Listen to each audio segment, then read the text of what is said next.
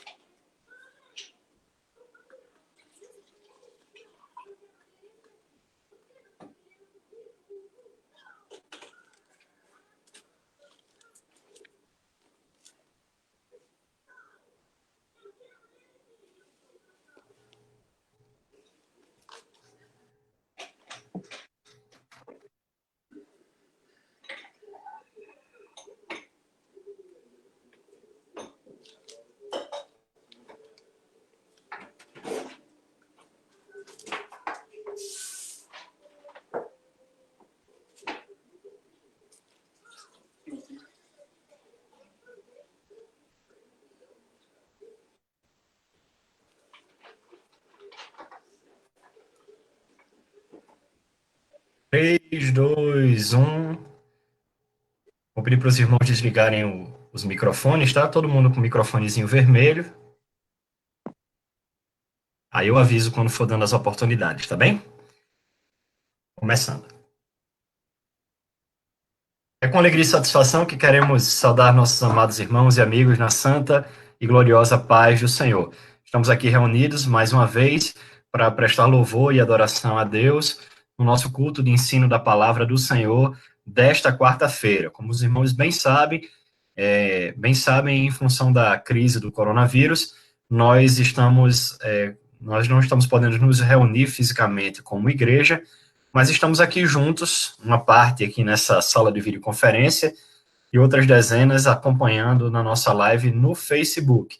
Desde já eu já quero dar as boas-vindas aos irmãos que estão aqui conosco, a irmã Rebeca, a irmã Wanda, a irmã Esther, o irmão Edson Roberto, o irmão Gabriel voltou? Irmão Gabriel Damasceno e a irmã Poliana, que está estreando hoje conosco. Gabriel também é a primeira vez aqui com a gente, né, Gabriel? Amém. Glória a Deus. Nós estamos transmitindo essa live ao vivo, já estou conectando aqui também no nosso Facebook.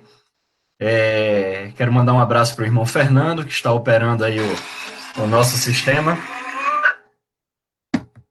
Fernando, eu acho que o louvor ainda está tocando aí. O irmão Edson Roberto.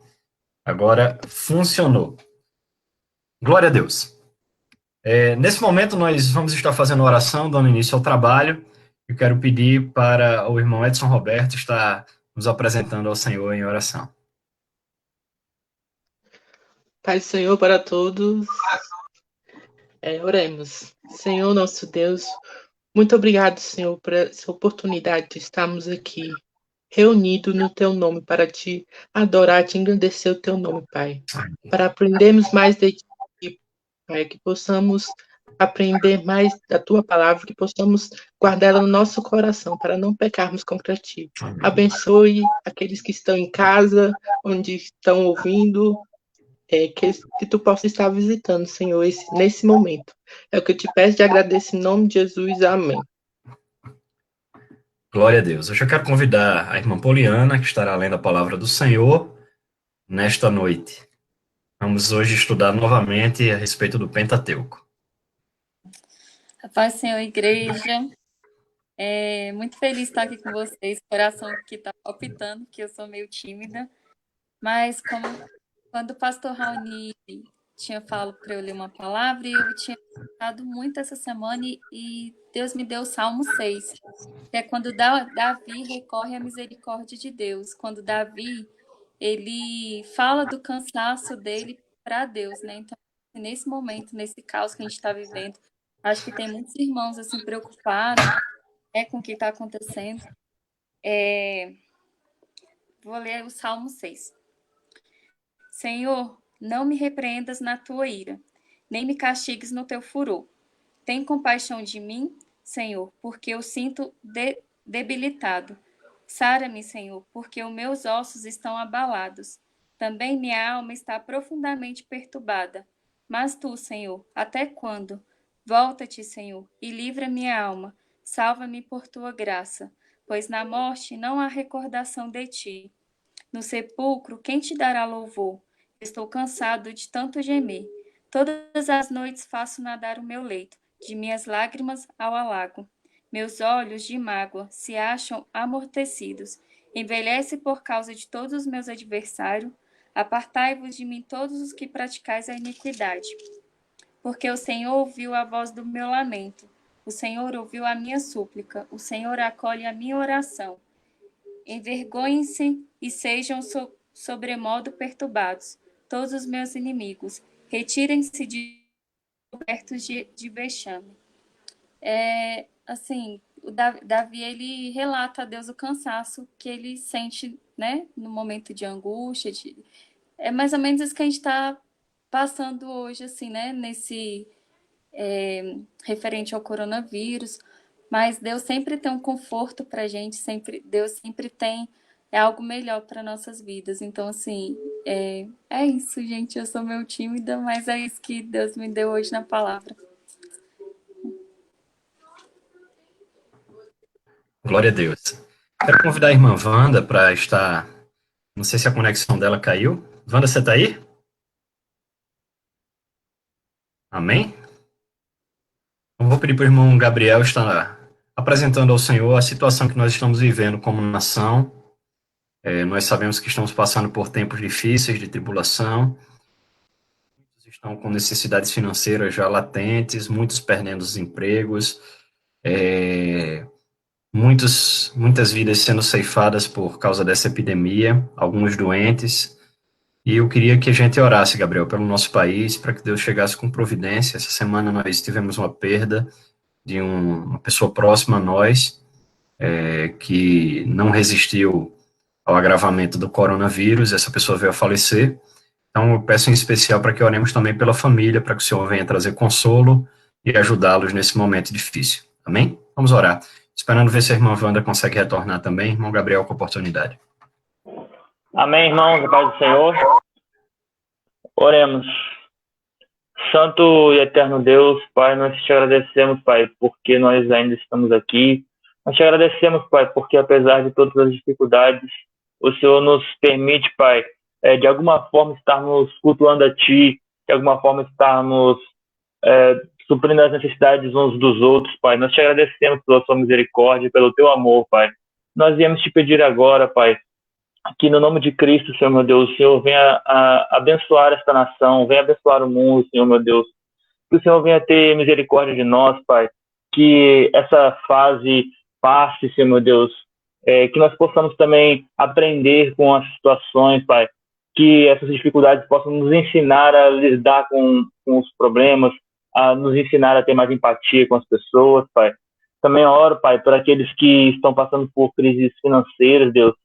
Que o Senhor possa prover na vida dessas pessoas, Pai. Em nome de Jesus, eu também te peço, Pai, pela vida daquele homem que faleceu, Pai. Que o Teu Espírito Santo possa consolá-los nesse momento de dificuldade, Senhor meu Deus. E, Pai, em nome de Cristo, eu também te peço, Deus, que o Senhor venha ser a nossa força neste momento, e que o Senhor venha ser conosco, Senhor meu Deus. No nome de Jesus que eu te peço e também te agradeço.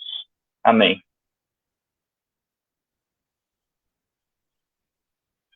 Glória a Deus, aleluia.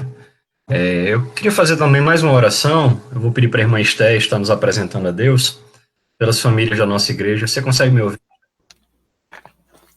Sim. Amém.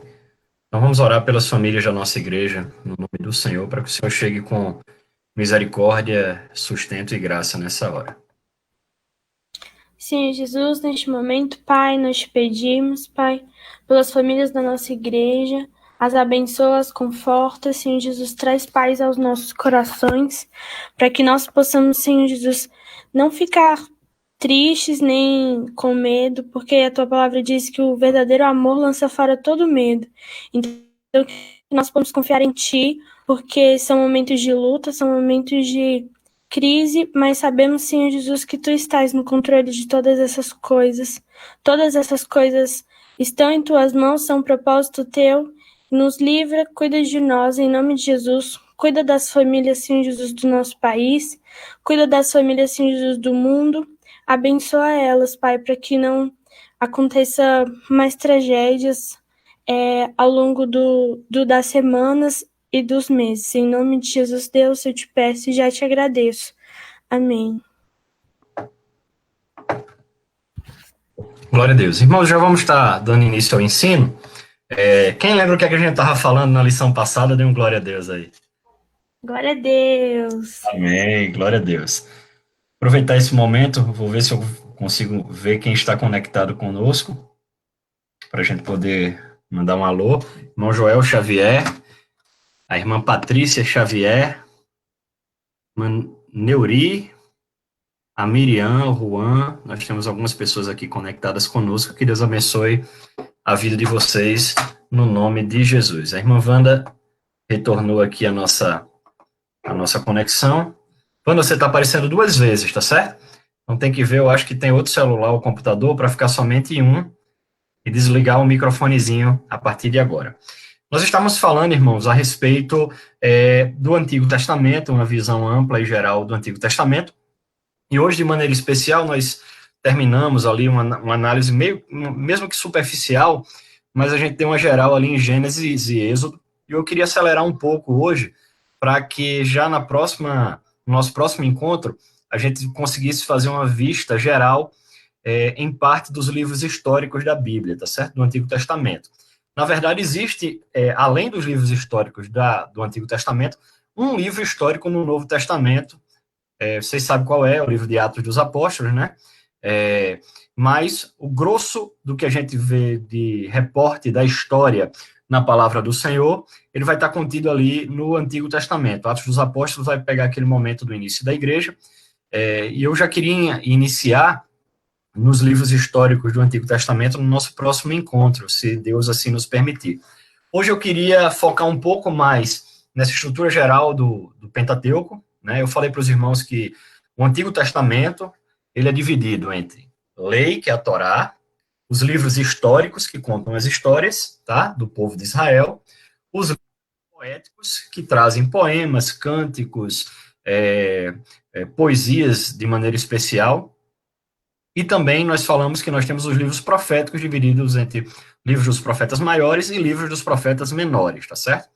Então, hoje a gente vai terminar essa primeira parte, se Deus assim permitir, que é a dos livros relacionados à lei de Moisés ou à Torá, né? Esses 5 primeiros livros da Bíblia que a gente chama de Pentateuco. Se a gente já falou sobre Gênesis e Êxodo, hoje nós vamos falar sobre os 3 próximos livros, que são Levítico, Número e Deuteronômio, tá certo? Vamos dar uma explanação geral sobre o que cada um deles fala, para poder fazer um alinhamento entre todos os irmãos que nos acompanham. O livro de Levítico, ele tem uma... Os irmãos estão me ouvindo bem? Eu estou sem retorno aqui do som. Joia, glória a Deus. O livro de Levítico, ele vai ter algumas características, porque ele vai conter boa parte das leis relacionadas às cerimônias realizadas pelo povo de Israel ali no Antigo Testamento, tá certo? É muito importante a gente saber isso e entender um pouco a respeito dessa questão, porque o escritor aos Hebreus, já no Novo Testamento, lá na frente, vai dizer que aquilo que era apresentado na lei de Moisés ou pelos profetas, aquilo que era apresentado pelo Senhor no Antigo Testamento, especificamente, muitas dessas coisas vão estar no livro de Levítico, elas seriam sombra do que nós viveríamos na Nova Aliança. A gente podia discursar e falar sobre cada objeto que vai ser apresentado, cada lei que vai ser apresentada, como isso aponta para Cristo, a necessidade de arrependimento e de santificação para que a gente possa encontrar a Deus. Mas, de maneira geral, eu queria passar para a igreja que o cerne da lei de Moisés, nos aspectos cerimoniais e civis, não está aí no livro de Levítico. Para entender o livro de Levítico, né, a gente sabe que o título original dele não era esse, tá certo? É um nome que foi dado depois que a gente tem a versão dos 70 da Septuaginta. A gente tem que entender que, ao falar sobre a ação cerimonial do povo de Israel, principalmente, essas ações seriam executadas por uma tribo específica, tá certo? Essa tribo é a tribo de Levi, ok? Eu não quero pegar no pé de ninguém, nem ser chato, muito menos parecer uma arrogância teológica ou espiritual, mas há de ser feita uma correção de algo prático que a gente vê no dia a dia sendo ministrado em várias igrejas. A gente tende a dizer que os levitas, né, hoje nós temos levitas, e que esses levitas, eles desempenham a função de louvor e de música na igreja. Isso não corresponde à realidade, tá certo, irmãos? Então, é incorreto, biblicamente, você chamar alguém hoje em dia de levita. Eu vou explicar já já por quê. Muito na igreja, né, cantando, tocando.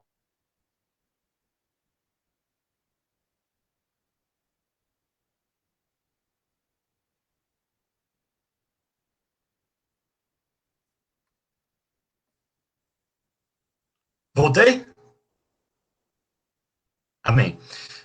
A gente não pode imaginar ou mesmo denominar essas pessoas como levita. Por quê? Voltei, Edinho, aí? Tá me vendo? A imagem travou. Travou? Vou sair e vou entrar de novo.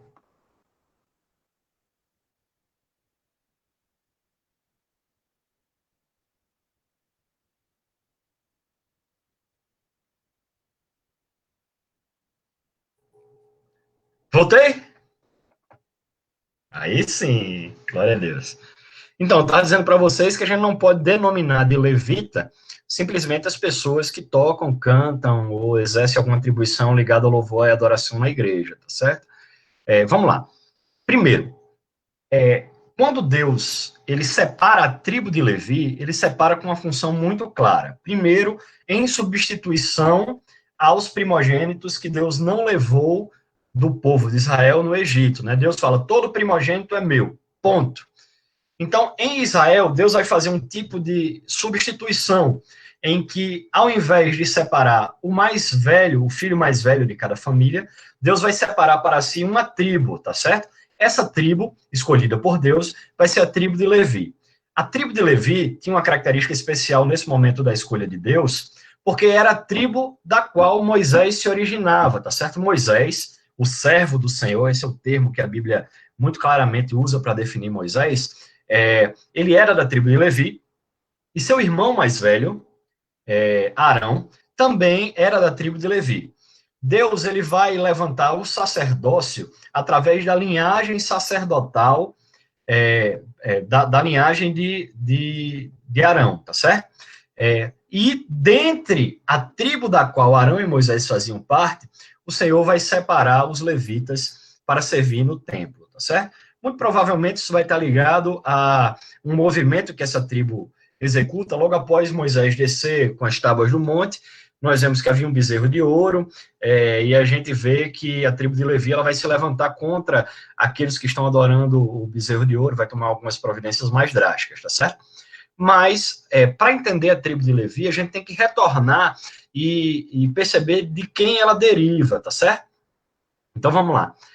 Levi era um dos filhos de Jacó, né? Nós, quando falamos dos patriarcas, nós temos Abraão, depois nós temos Isaac, que é filho de Abraão, depois nós temos o filho de Isaac, ele teve 2 filhos, Esaú e Jacó, mas a promessa de Deus vai se cumprir a partir da raiz de Jacó.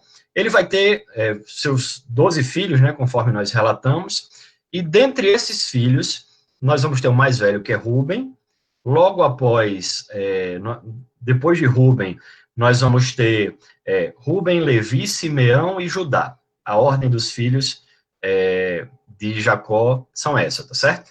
É essa. Nós vemos que lá ainda em Gênesis, há uma mancha, uma mácula que se abate sobre Rúben, porque ele teve um relacionamento com a concubina do seu pai, e aquilo ali foi um motivo de escárnio e de vergonha. Então, Deus vai levantar da tribo de Levi, mesmo Levi tendo praticado um crime horrível contra o povo de Siquém. Ele e seu irmão, né, vão se levantar contra o povo de Siquém, no momento de fragilidade deles.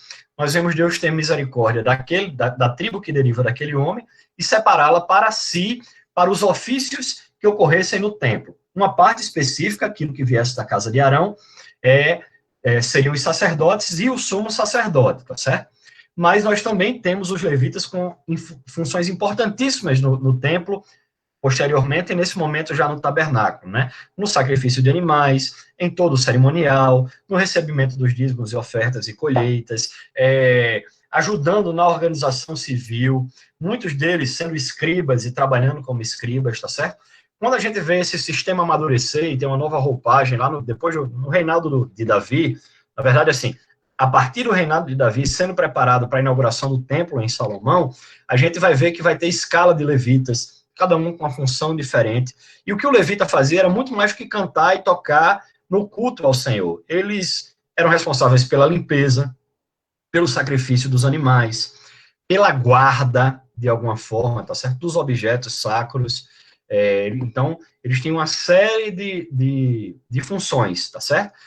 Se a gente fosse transportar para os dias de hoje, a gente poderia dizer que um levita, se fosse existente isso no dia de hoje, já vou dizer por que não existe, ele estaria relacionado ao louvor, com certeza, mas ele também estaria relacionado a ações como a zeladoria da igreja, a limpeza da igreja, o recolhimento de ofertas e de doações para a caridade. Ele estaria relacionado diretamente a ações como a guarda e a segurança da igreja, como uma espécie de porteiro, ou de alguém que está ali na frente guardando os carros, mas, na verdade, nós não temos esse ministério hoje sendo executado pelos levitas, porque o ministério levítico, ele se encerra na cruz do Calvário, ok? E por que é que, você me perguntaria, pastor, por que é que ele vai se encerrar na cruz do Calvário? Ora, porque esse ministério levítico, ele era imperfeito, vindo de um homem imperfeito, que era Levi, que cometeu um crime, matando os siquemitas, né,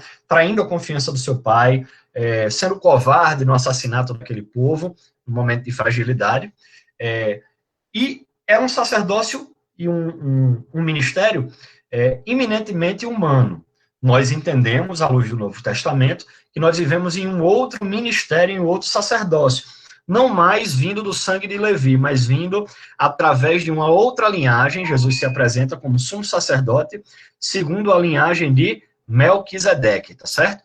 Então, Melquisedeque foi uma figura que aparece rapidamente em Gênesis, logo após Abraão vencer uma guerra, e naquele momento... Agora, Ok aí, Rebeca? Por favor. Amém. E logo após Abraão vencer aquela guerra, ele encontra com Melquisedeque, dá o dízimo de tudo que ele conquistou, na verdade, tudo aquilo que ele tinha, né? E logo após esse episódio, Melquisedeque, ele vai abençoar a Abraão. Ora, se Abraão é pai de Isaac, eu vou fazer de trás para frente para ficar mais fácil. Se Levi é filho de Jacó, que é filho de de Isaac, que é filho de Abraão, que foi abençoado por Melquisedeque, e a Bíblia fala que o maior abençoa o menor, o sacerdócio de Levi é muito inferior ao de Melquisedeque, porque ele abençoou a Abraão, que abençoou a Isaac, que abençoou a Jacó, que abençoou a Levi consecutivamente. Então, se Cristo exerce o ministério segundo e o sacerdócio segundo Melquisedeque, nós podemos aferir que o ministério exercido por Cristo é mais nobre, maior e mais excelente. Joia? Mas por que nós temos que entender tudo aquilo? Aí vamos lá. Se eu estou chamando alguém de levita hoje, na verdade eu não estou elogiando ele com um cargo ou com uma comenda, muito pelo contrário. O sacerdócio de Levi, ele é inferior ao sacerdócio que nós exercemos, porque nós somos sacerdotes na nova aliança, e o nosso sumo sacerdote é Jesus Cristo, segundo a ordem de Melquisedeque. Então, nós somos sacerdotes de uma aliança superior. Então, se você vai chamar alguém de levita, você está diminuindo essa pessoa, achando que está elogiando, ou essas besteiras que o povo tem com cargo, com título e tal, né? você acha que está elogiando ou exaltando a pessoa, na verdade, você está até inferiorizando ela de acordo com aquilo que a Bíblia fala que nós somos. Nós somos sacerdotes da nova aliança e o nosso sumo sacerdote é Jesus Cristo, que é muito superior a Arão, que é muito superior a Levi, tá certo? Então, é incorreto chamar alguém de levita por esses dois motivos. Primeiro, porque na cruz do Calvário, o sacerdócio levítico acaba, o ministério levítico acaba. E, além disso, esse ministério ele é inferior do que Cristo Jesus faz na cruz do Calvário. Há um detalhe ainda que é bom observar, é que várias dessas funções que os levitas exerciam lá na antiga aliança, hoje elas são exercidas pelo nosso corpo diaconal, né? E muitas vezes a gente quer dizer que o diácono é menor, a gente tem, principalmente na nossa denominação, a gente tem uma escadinha, né?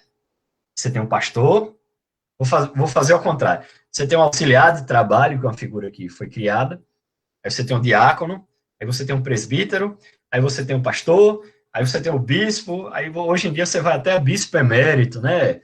Edson Roberto, meu bispo emérito.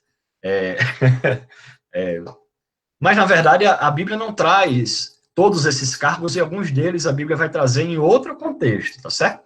E o ministério diaconal não é inferior ao ministério pastoral, tá certo? Na verdade, ele tem uma função diferente. Os pastores e presbíteros, eles são separados para se dedicar à oração, ao ensino da palavra, certo? E nós entendemos à luz da Bíblia também que a administração da igreja, ok?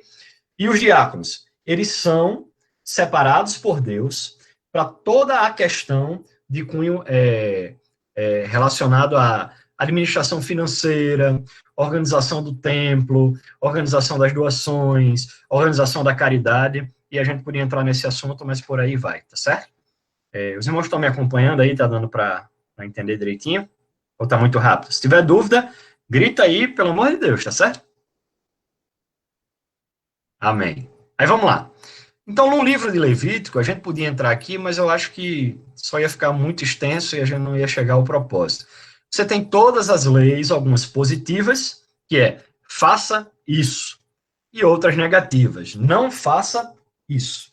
Eu já falei para os irmãos que aquelas leis que nós temos na Torá, de aspectos civis e cerimoniais, serviam somente para Israel. Por que a civil?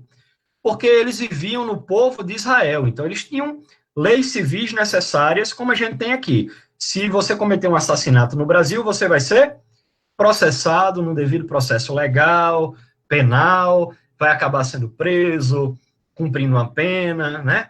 Então, o nosso Código Civil é diferente do da Torá, ok? E o cerimonial? Ora, tinha sacrifício de animais, festas santas, mas em Cristo Jesus isso não faz mais sentido. Por quê? Porque a Bíblia nos mostra que o sacrifício de Jesus ele foi perfeito e completo. Então, tudo que Jesus fez na cruz do Calvário foi superior, né? A palavra chega a relatar que o sacrifício de bodes e de animais, eles meramente encobriam o pecado do povo, tá certo? Mas o sacrifício de Jesus, ele nos lava e nos limpa de todo o pecado, porque é um sacrifício superior. Então, não faz sentido hoje, eu, por exemplo, ir lá na igreja, né? E aí o Dinho traz um cabrito, e eu mato esse cabrito, derramo sangue, né? Achando que o perdão do pecado vai ser obtido através daquilo. Por quê, irmãos? Porque o sacrifício de Jesus Cristo já nos limpou de todo o pecado. Então, as leis relacionadas às cerimônias, além daquelas que são civis, do governo de Israel, elas ficaram, né, até o momento da crucificação de Jesus. Nós temos que lembrar uma coisa, irmãos, que muita gente vai dizer, não, pastor, Jesus anulou toda a lei, e por causa disso a gente pode viver e ter uma determinada liberdade, e aí você tem algumas doutrinas mais liberais em relação a várias coisas. A gente tem que ter muito cuidado, irmãos, nisso, porque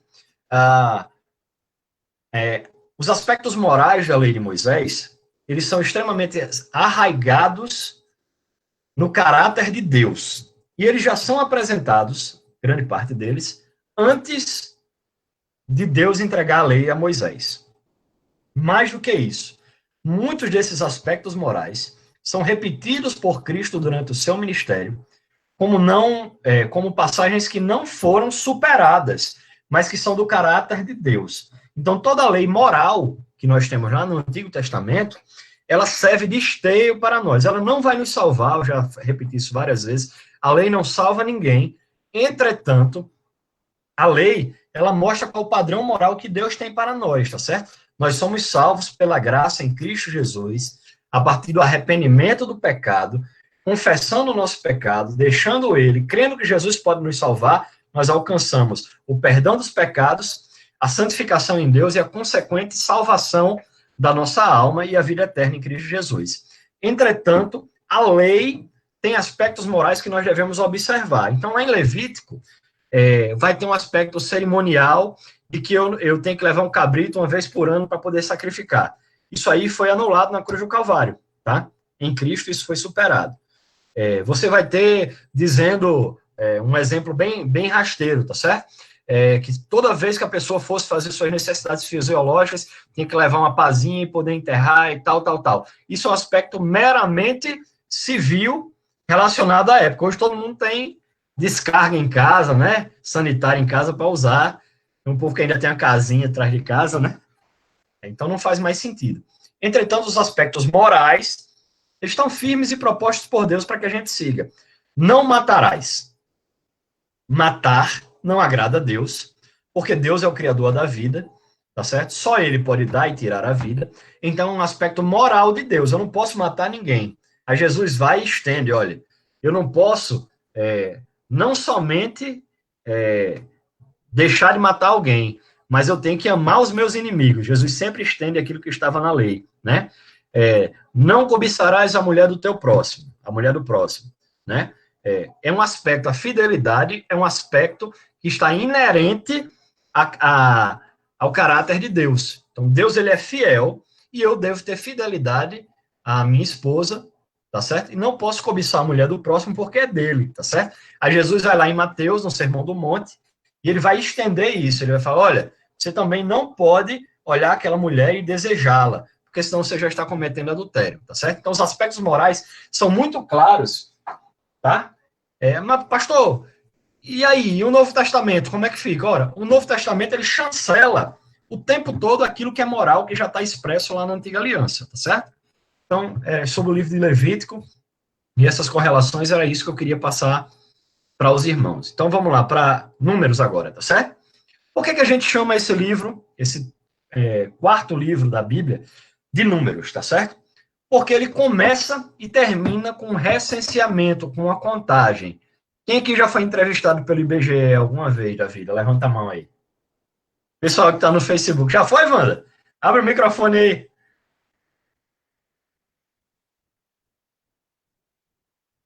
Sem quebrar tudo, mulher. Fala aí, tu já foi? Já há alguns anos atrás, né? O tempo para cá não estão mais fazendo esse recenseamento nos lares, mas uns anos atrás eles faziam, né?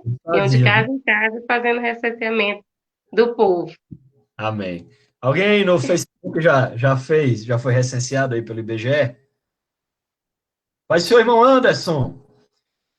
Meliane Correia, a paz do Senhor. Glória a Deus. Vamos voltar aqui, vamos estudar a Bíblia. Então, ele começa e termina com recenseamento, tá certo? No primeiro momento, esse recenseamento, ele vai apontar para os homens de guerra que estavam preparados para marchar.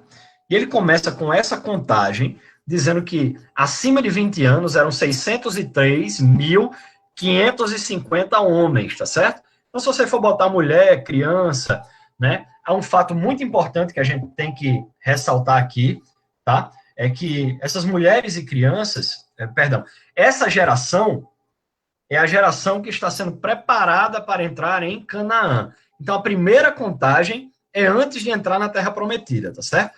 E ele vai mostrar que são 603.550 homens. Aí, se você botar mulher, menino, né? Homem com menos de 20 anos, você vai chegar a uma população estimada de 2 milhões de pessoas a 3 milhões de pessoas, tá certo? Vamos lá. Segunda coisa, ele vai dar uma organização em tribos, e eu vou falar um pouco sobre as tribos, tá certo? De como elas iam se colocar no arraial. Pastor, o que é um arraial, pelo amor de Deus? Porque eu sou lá de Codó, do Maranhão, e o arraial, que eu saiba, é aquele lugar que o povo vai dançar a festa junina, né? O pessoal aí de Cidade Ocidental também vai achar que é isso, mas não é, irmãos. Vamos lá. Bora lá. O povo de Israel estava peregrinando no deserto. O centro, o arraial era o local, a disposição, a organização do povo, quando eles paravam no deserto e montavam um acampamento, ok? Então, um sinônimo de arraial é o acampamento do povo de Israel. A grosso modo, a gente pode dizer isso, certo? Havia, eu já falei para vocês, uma estrutura central nesse acampamento. Que estrutura era essa que ficava no centro do acampamento, irmã Esther? Muito bem, era o tabernáculo. Benção você, viu, meu filho? Era o tabernáculo.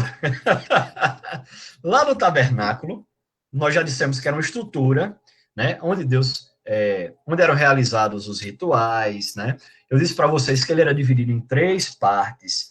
A primeira era uma separação do arraial para a área interna, tá certo? Ela era separada por como se fosse um muro de cortina, né, de tecido com madeira, e dentro havia um pátio, tá certo? Esse pátio nós chamamos de átrio, ok?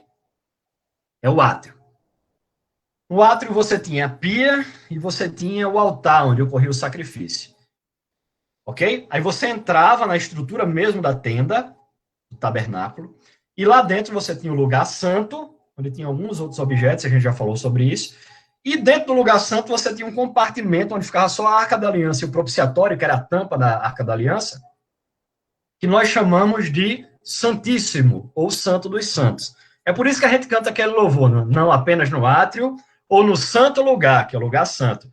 Quero te entronizar entre os querubins. Por que o cantor sacro fala isso?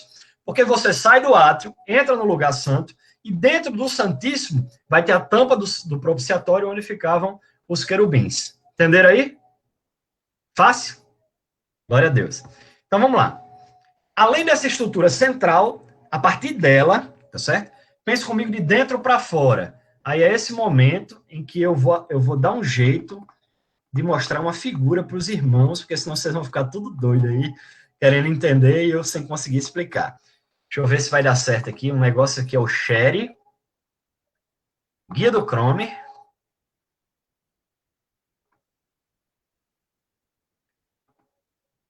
Estão conseguindo ver aí, irmãos? Apareceu uma janelinha? Deixa eu só ajustar aqui, porque ficou um pouquinho fora do esquadro.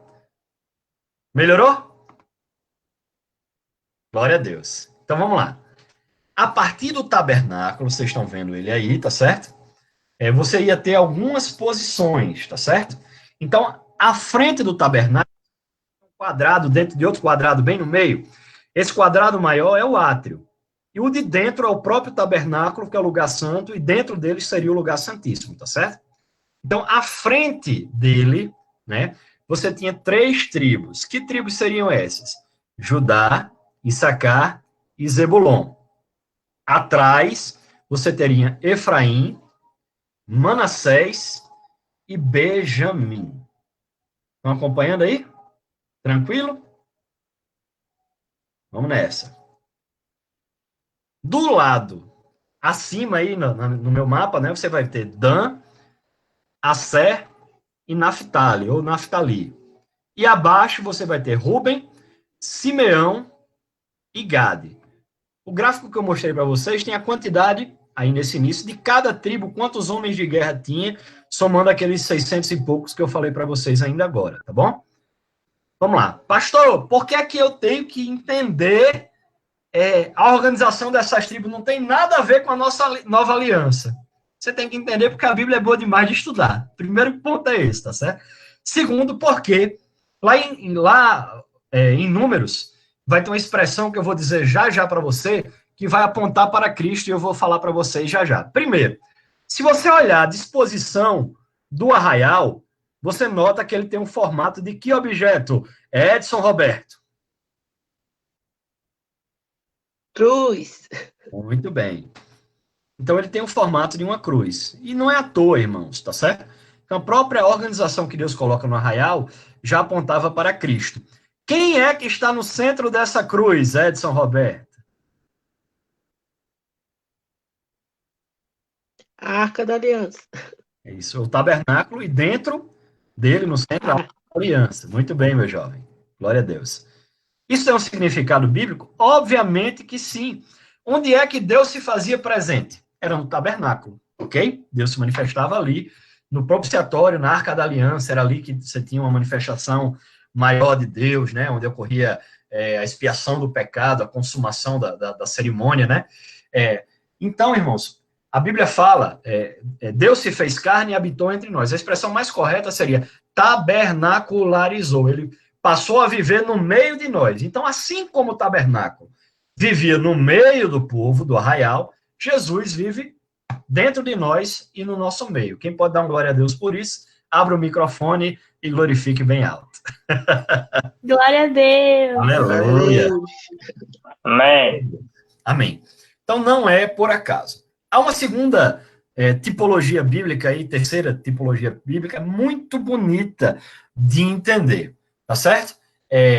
Você vê essa organização, essa era também a organização para a marcha das tribos, tá certo?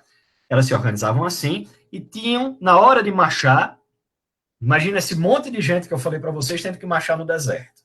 Elas também tinham que se levantar, ok? E marchar numa certa ordem. E qual era a primeira tribo que se levantava para marchar? Quem é que tinha primazia da marcha no povo de Israel? Era a tribo de Judá, né? Lá em Números a gente vai ver a expressão que Judá se levantará primeiro. E no primeiro momento, né, e a gente vai ver que Judá é a maior tribo já nesse momento, tá certo? Nós vamos entender que essa expressão está unicamente ligada à marcha do povo de Israel. Mas isso tem uma aplicação no Novo Testamento, né, quando a gente vê. Lembrem o que eu falo, irmãos. Tudo que tinha na Antiga Aliança era a sombra daquilo que viria. Então, quando eu falo que Judá se levantará primeiro, quem é que veio da tribo de Judá? Jesus, ok? Em que momento Jesus, que é da tribo de Judá, a Bíblia, lá no final de Gênesis, Jacó abençoando, dizendo que o cetro não se arredaria de Judá, então já mostra uma primazia sobre a tribo de Judá, apontando que Jesus viria dali. Mas tem um aspecto muito mais espiritual relacionado a isso. Que aspecto é esse? Judá se levantará primeiro, e Judá aponta para Jesus se levantando primeiro. De onde foi que Jesus se levantou primeiro, irmã Poliana? Peguei no susto? De onde é que Jesus se levantou? Jesus se levantou dentre os mortos. Foi isso que aconteceu? Bom, Isso. Amém. Você respondeu antes da... Então, se Jesus se levantou primeiro, se Judá, que aponta para Jesus, se levantou primeiro dentre os mortos, Judá se levantava primeiro para marchar, assim como Jesus se levantou primeiro ressurreto dentre os mortos. Significa que se as outras tribos também se levantavam e marchavam, nós temos a certeza que um dia nós vamos nos levantar dentre os mortos também para marchar eternamente com Cristo. Pode dar uma glória a Deus, Gabriel, aí? Você já teve aula de tipologia, Gabriel, na faculdade? Sim. É gostoso demais, né? É bom. Glória a Deus. Então vamos lá. Coisas que eu queria ainda destacar aqui no livro de Levítico, se possível for. Vamos lá. Da tribo de Levi, a gente sempre fala de maneira geral, tal, mas você tinha uma distribuição trina, ok? Você tinha 3 principais nesse momento, tribos dentro da tribo de Levi, ou clãs, famílias dentro da tribo de Levi. A primeira dos Gersonitas, descendentes de Gerson. Os segundos, os coatitas, que são os descendentes de Coate. E o terceiro são os meratitas, que são os descendentes de Merate, tá certo? Vamos lá. Cada um tinha uma atribuição específica no trabalho levítico. Os gersonitas, né, ainda nesse momento, irmãos, estão diretamente ligados à guarda e ao transporte do tabernáculo. Você não tinha um templo gigante que precisaria de várias outras ações e atribuições que a gente só vai ver lá em Salomão, tá certo? Os gersonitas, eles eram responsáveis por guardar os panos e os véus, ok? Os panos e os véus do tabernáculo, toda a estrutura de tecido. Os coatitas, eles eram responsáveis pelas alfaias, mesas, altares e vasos de uso sagrado, ou seja, pelos objetos de uso sagrado do tabernáculo. E os meratitas, eles eram responsáveis pela guarda e transporte dos varais, tábuas, colunas, bases, estacas e as peças pequenas do tabernáculo, tá certo? Por que isso é importante, Gabriel? Porque, em primeiro lugar, nós entendemos que no reino de Deus e nas coisas de Deus, cada um tem a sua função determinada pelo Senhor. Não significa que um é mais importante do que o outro, ok? Às vezes a gente fala, eu queria fazer tal coisa na igreja, assim, assim, assim, a gente até força a barra em determinados momentos, mas, irmãos, desde o Antigo Testamento, Deus, ele determina a ação e atribuição e o que cada um vai fazer dentro do seu reino, né? E se nós queremos que Deus coordena e ordena a sua obra da forma que ele quer, nós temos que entender isso da parte do Senhor, tá certo? Então, aqui você tinha gente que guardava os panos, as pessoas que guardavam a estrutura. Isso aqui não é uma pregação, irmãos, eu vou preparar uma pregação sobre isso, né? Você tinha aqueles que levavam a estrutura do tabernáculo. Isso é forte demais, é muito bonito, tá? Outra coisa que eu queria destacar aqui também ainda em Números. É Números que apresenta o voto do nazireu, ou nazirenato, tá certo? O nazireu, ele fazia um voto que ele não podia beber vinho, comer uvas, cortar o cabelo, nem tocar ou acompanhar cortejo fúnebre, tá certo? Então, os pais, eles que faziam essa dedicação do filho em relação ao voto de nazirenato. Primeira coisa que é importante a gente entender, porque você tem outros personagens bíblicos que vão ter esse voto, um deles é muito claro que ele descumpre, que é Sansão, né, ele era nazireu, cortou o cabelo e tal. Outro deles, irmãos, é Jesus. Jesus tinha voto de nazirenato, tá certo? Mas ele aponta para algo na nossa dispensação. Mais tarde, um dos profetas vai dizer o seguinte, olha, eu suscitarei entre os teus filhos, aí ele vai dizer, profetas e nazireus. Quem é o profeta? É aquele que abre a boca e anuncia a palavra.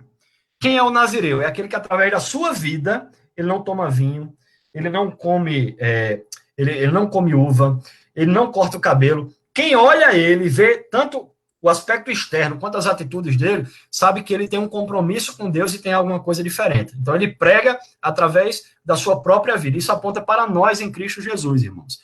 O nosso testemunho também prega, e prega muito, tá certo? Então, tenha vergonha na cara e começa a dar testemunho de crente aí, porque tem muita gente que não está dando testemunho, e o crente tem que dar testemunho para que o nome do Senhor seja glorificado, tá certo? O mundo olha para nós e precisa ver o nosso Deus. A última coisa que eu queria destacar aqui é que nós vemos a ministração da tríplice bênção de Arão. E todos nós conhecemos, que tem um monte de hino aí bonito que fala, né? O Senhor te abençoe e te guarde. O Senhor faça resplandecer o rosto sobre ti, tenha misericórdia de ti. O Senhor sobre ti levante o rosto e te dê paz. Ele é muito importante e bonito, porque mostra Deus protegendo os perigos da vida, né? Deus tendo misericórdia de nós, Deus se agradando de nós, mas ele tem uma relação direta com a bênção apostólica lá do último capítulo, o penúltimo versículo, que nós temos em 2 Coríntios, tá certo? Que é a gente não usa mais a bênção arônica. Ah, pastor, não posso dizer é pecado? Não, irmão, não é isso não. Mas na graça nós temos algo muito superior, que é a bênção apostólica que nós derivamos lá de 2 Coríntios, né? Absorvendo aquilo que Paulo falou. A graça do Senhor Jesus Cristo, o amor de Deus, o nosso Pai, e a comunhão do Espírito Santo. Então havia uma bênção na antiga dispensação, e nós temos claramente essa bênção na nova dispensação, né? Que Paulo ele deixa muito claramente, de uma forma muito bonita para nós, tá certo? Tem alguns pastores que gostam de recitar as duas, tem problema? Faz mal? Não, é bonito, tá certo? Não é pecado, não. Mas o nosso enfoque maior é naquilo que veio com a graça e no Novo Testamento. Tem a questão da nuvem durante o dia e a coluna de fogo à noite, né, para guiar o povo no deserto. Nós vemos também, irmãos, a marcha do povo de maneira triunfal para Cades Barneia, tá certo? Deus guiando o povo, e podia falar sobre que brota Atavá, onde houve murmuração por causa de carne, e Deus ele vai mandar codornizes, tá certo? Nós podemos falar sobre várias coisas que Deus vai fazer agora, vai fazer a partir daí. Eu queria encerrar o Pentateuco, então eu tenho que ir logo para o livro de Deuteronômio. Eu sei que é muita coisa, talvez fique confuso. Quem tiver alguma dúvida, depois me grita aí, manda uma mensagem no WhatsApp. Deuteronômio é um resumo final. O livro de Números termina com a nova contagem. Esses daqueles que vão entrar na Terra Prometida, tá certo? E Deuteronômio, Moisés começa uma série de discursos para lembrar tudo aquilo que ocorreu lá no deserto, tá certo? Então ele vai lembrar tudo aquilo que aconteceu, porque o povo passou 40 anos no deserto. Houve um episódio muito claro ali em Cades Barneia, em que o povo, Moisés, ele manda 12 espias, um de cada uma das tribos de Israel, tá certo? A gente tem que fazer uma substituição nesse momento, irmãos, que quando a gente fala das tribos fisicamente, a gente tira Levi e coloca, ao invés da tribo de José, Efraim e Manassés, que são 2 filhos de José, tá certo? Então Moisés manda um espia de cada tribo, mas somente 2 espias voltam com fé, testificando que Deus daria a terra prometida. Os outros vão ficar com medo, dizendo, lá tem gigantes, lá tem problemas, vão focar nos problemas, exercendo uma falta de fé tremenda. Mas nós temos um da tribo de Efraim, tá certo? O seu nome é Josué, e outro da tribo de Judá, cujo nome é Caleb, que vão voltar e vão dizer, olha, lá tem coisas maravilhosas e Deus vai nos dar essa terra. Então, a partir desse momento, tirando Josué e Caleb, haverá uma renovação de toda a geração por Deus. Então, esse povo vai caminhar 40 anos no deserto, sofrendo um processo de depuração espiritual e como estado mesmo sendo formado, tá certo? Deles, a gente sabe que da idade de 20 anos para cima, entre os homens, só vamos ter Josué e Caleb entrando na terra prometida. Então, prestes a entrar na terra prometida, porque Moisés não entrou na terra prometida, ele morre vendo a terra prometida, mas não acessa ela, nós vemos Deus usando Moisés para recapitular o povo sobre várias coisas. Primeiro, tudo que Deus fez. Então, ele lembrou daquilo que Deus fez. E é necessário que eu e você lembremos de todas as coisas que Deus fez no passado, porque isso nos serve como combustível para entender que Deus tem poder para fazer tudo aquilo que a gente necessita para o futuro. A segunda coisa que Moisés faz em Deuteronômio é apresentar novamente a lei. Ele vai trazer a lei novamente. Então, nós temos que trazer novamente à nossa memória a lei do Senhor e aquilo que a Bíblia diz que nós devemos fazer ou que nós devemos fugir, deixar de fazer, certo? Por fim, ele vai animar, exortar o povo e lembrar as promessas. Basicamente, o livro de Deuteronômio, muito resumidamente, vai ser isso que vai acontecer. E eu já quero partir para o encerramento. A gente podia falar sobre Balaão, sobre o pecado, o resgate de Finéias, sobre a destruição de Moabe, muitas coisas que os irmãos podem descobrir lendo a palavra do Senhor. Nós estamos aqui para entrar nos detalhes.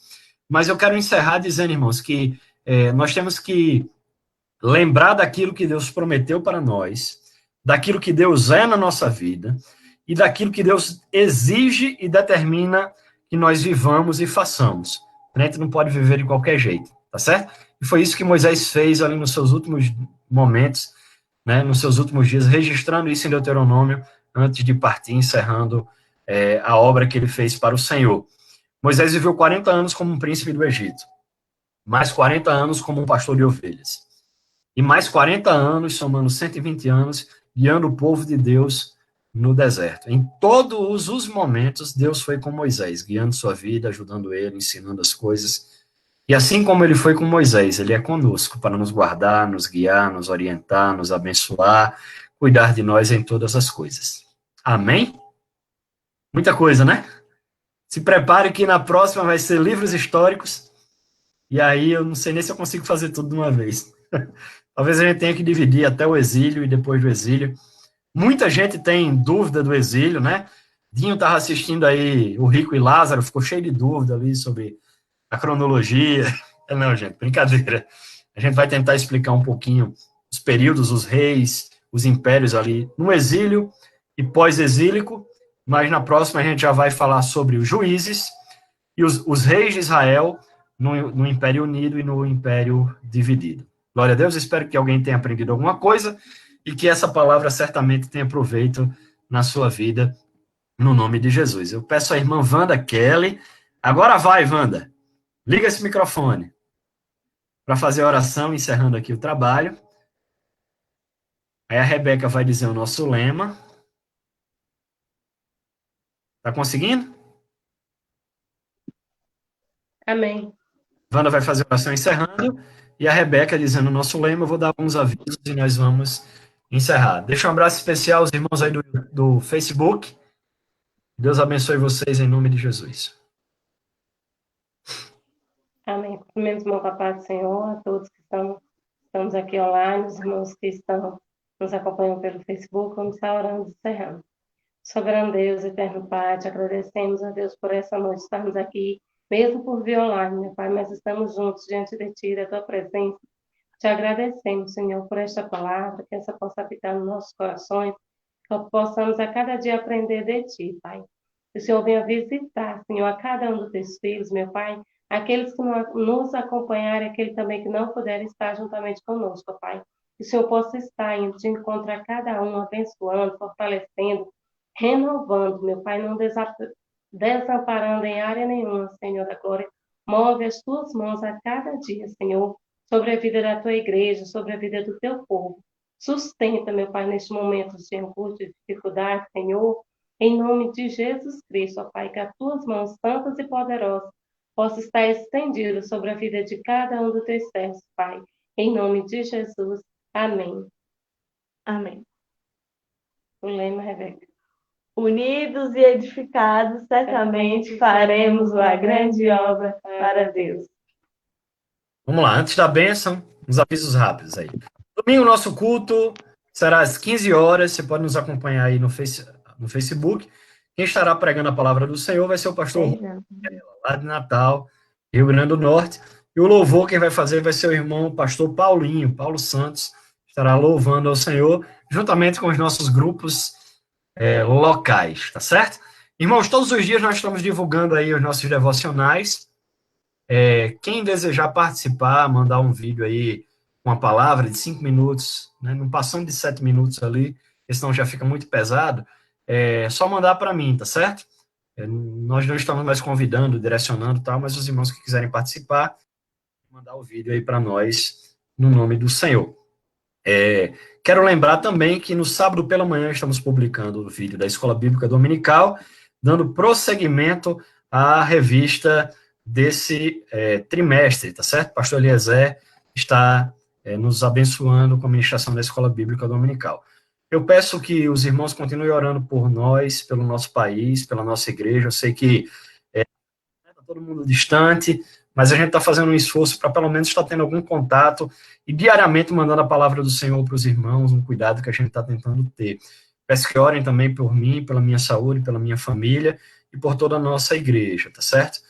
No nome do Senhor. Vou falar, os irmãos sabem que quando eu falo sobre dízimo e oferta, é muito difícil eu falar sobre isso, mas só porque eu recebi mais mensagens essa semana. Pastor, como é que eu faço para dar meu dízimo, minha oferta?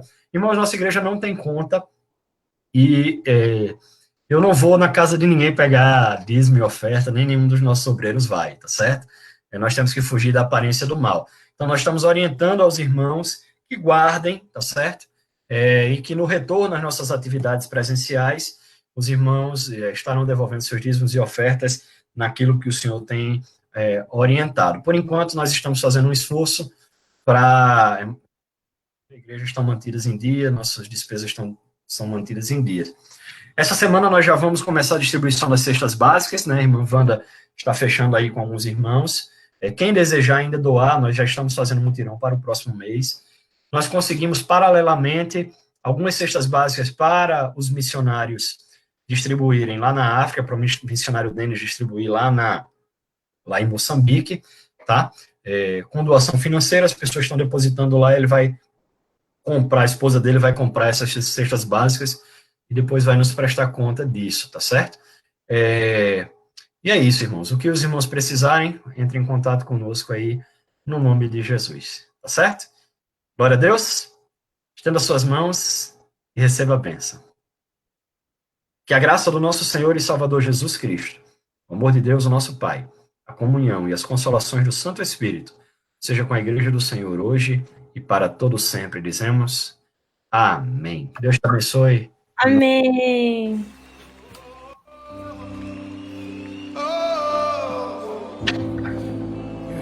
E aí? Deu pra pegar? Deu. É mais difícil dar aula aqui, gente. Eu nunca sei se o pessoal... Porque como a gente não tem muita interação, eu não sei se as pessoas estão acompanhando, se estão captando, se estão indo rápido, se está indo devagar.